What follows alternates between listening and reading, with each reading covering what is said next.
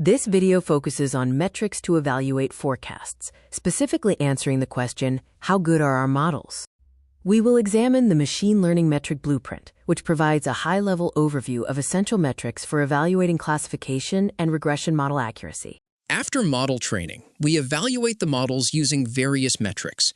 For classification, key metrics include accuracy, misclassification rate, sensitivity, specificity, precision, ROC, AUC, and F1 score, among others.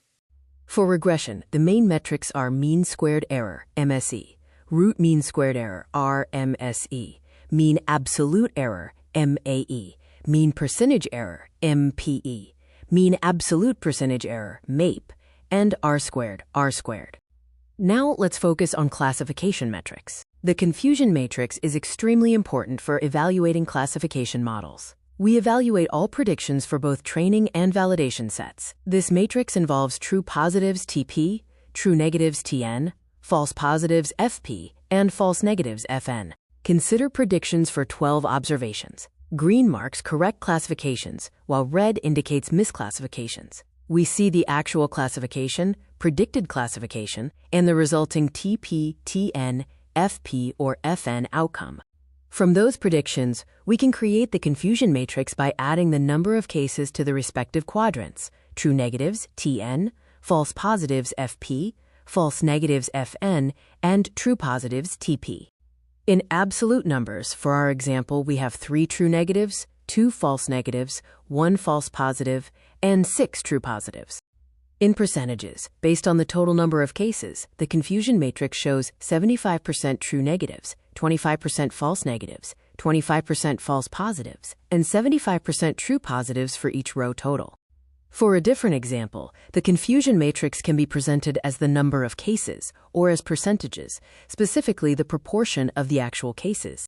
The confusion matrix is a process where observations go through the ML model, resulting in predicted values.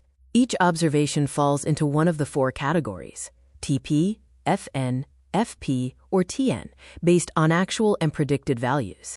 The first metric is accuracy, which is the percentage of correct predictions. It is calculated by dividing the sum of true positives and true negatives by the total number of observations. Next is the misclassification rate, which is the percentage of incorrect predictions. This is the sum of false negatives and false positives divided by the total number of observations, or simply 1 minus the accuracy. Sensitivity, also known as recall or true positive rate, is the percentage of correct predictions for Class 1. It measures how well we are detecting all Class 1 cases, calculated as true positives, divided by the sum of true positives and false negatives. Precision is the positive predictive value, answering how many of the predicted positive cases were actually correct. This is calculated as true positives divided by the sum of true positives and false positives. In this bank failure example, the model achieved an accuracy of 94.9%. We can see the misclassifications, 41 missed failures, and 33 false alarms. For multi-class classification, like predicting the type of flower among 3 classes, we use a multi-class confusion matrix, showing the predicted versus actual classes. The next topic is evaluating forecasting models. We will explore how important accuracy is in this context. For sample 1, with 11 blue and 9 red items, the accuracy is 65%. Sensitivity is 63.6%, and specificity is 66.6%. False positives are 30%, and false negatives are 40%.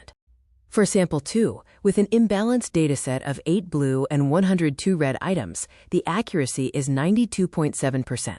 Although high, the low sensitivity of 37.5% and high false positive rate of 50% for blue cases indicate potential issues. Sample 3 shows an extreme imbalance with 1 blue and 99 red items. The accuracy is 99%, but sensitivity is 0% for the rare blue class. High accuracy doesn't guarantee a good model when data is highly skewed. Ideally, we want both sensitivity and specificity to be close to 1, but a trade-off is often necessary. We manage this trade-off by changing the classification threshold, which we will discuss next, using the ROC curve. Changing the threshold shifts observations between columns. Moving the threshold to find more ones increases sensitivity and may decrease specificity, leading to a rise in false alarms. Now we will look at how to optimize metrics by changing the threshold. Consider a logit model to forecast bank defaults, where X is the debt-to-equity ratio and Y is the probability of default. Blue is healthy and red is failed. The default threshold is 0.5. In a perfect scenario with a threshold of 0.5, we would have 100% sensitivity, specificity, and precision, with 0 false alarms. All banks are correctly classified as healthy or failed. In this non-perfect case, at t equals 0.5, sensitivity is 80%, specificity is 100%, and precision is 100%. One failed case is missed, false negative. To improve this, we need to adjust the threshold. If we lower the threshold to 0.3, the model achieves 100% sensitivity and 100% specificity. This results in perfect precision and 0 false alarms in this example. Real forecasting isn't that simple. There's no clear-cut path to 100% accuracy. We must choose a threshold and manage the trade-off between false positives and false negatives, depending on the target application. Returning to the threshold of 0.5, we see a false negative, a missed bank failure. We must consider the cost of this false negative when choosing the optimal threshold. If we lower the threshold to 0.2, sensitivity becomes 100% and specificity is 80%.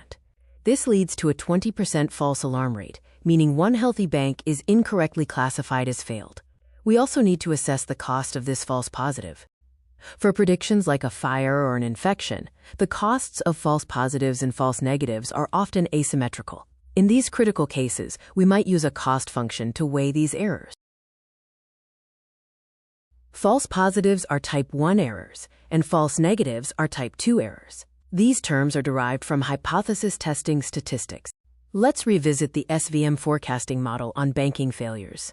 We have the confusion matrix and calculated metrics for this model. Consider a naive model that predicts all banks are insolvent. This gives 100% sensitivity but an accuracy of only 8.9% and a specificity of 0% with 100% false alarms. This highlights the importance of balancing metrics.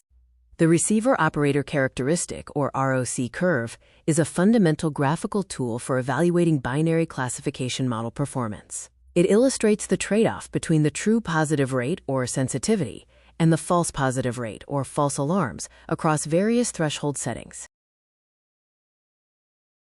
The curve starts at 0, 0, and ends at 1, 1. Each point on the curve represents a different classification threshold setting. By plotting the TPR against the FPR, we can visualize the model's performance across thresholds.